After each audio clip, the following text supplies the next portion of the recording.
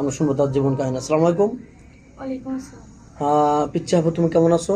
ভালো আছি, আপনি ভালো আছেন? আল্লাহ তালা খুব ভালো রাখছে। যাই হোক, আজকে মনটা হাসি খুশি। সকালে কি খেয়েছো, মানে কি নাস্তা করেছো? হ্যাঁ, করছি। কি খাওয়া দাওয়া করছো? ভাত খাইছি। ভাত খেয়েছো না? তোমার নামটা কি জানতে পারি আরেকবার? আমার নাম সাদিয়া। সাদিয়া। তোমার হোম ডিস্ট্রিক্ট?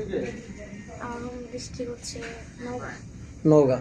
ফ্যামিলিতে কে কে আছো? কে কে আছে আরেকবার জানতে চাই। ফ্যামিলিতে আমার মা আছে। ও, মা আছে। আর বাবা নাই তো? ভাই বোন? ভাই বোন আমি একটাই। তুমি একা?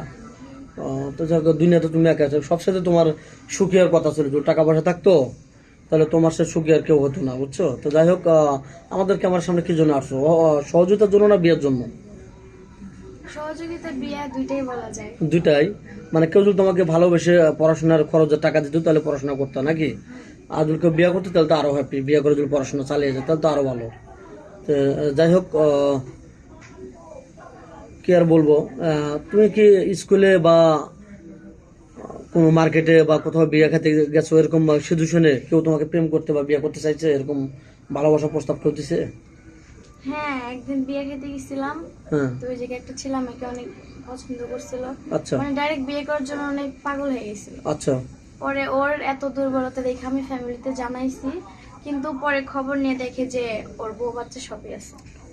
তাহলে তো একটা ধোকায় পড়ে, মানে পড়াই ওরকম সিচুয়েশনে পড়ছিলে না? হ্যাঁ, আমিও অনেকটাই ওর প্রতি দুর্বল হয়েছিলাম আমার ভালোবাসা দেখা, কিন্তু পরে খবর নিয়ে তো মনটা ভেঙে গেছে।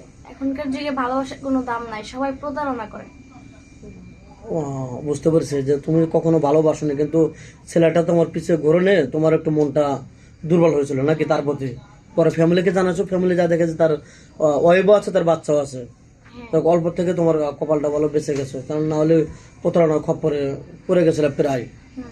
তো যাই হোক, এখন তুমি কি চাচ্ছ? মানে কোনো বিবাহিত ভাজুক তোমাকে বিয়ে করতে চায় ভালোবেসে, দুইটা ওয়াইফকে সে খুশি রাখতে পারবে, এরকম অ্যাবিলিটি তার আছে, টাকা পয়সা আছে, তোমার কি আপত্তি আছে?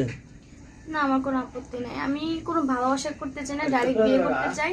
তো এরকম যদি কেউ থাকে যে ছলনা করবে না, ঘর সংসার করবে, সারা জীবনের দায়িত্ব নেবে, তাহলে আমি বিয়ে করতে চাই। আচ্ছা, বুঝতে পারছি।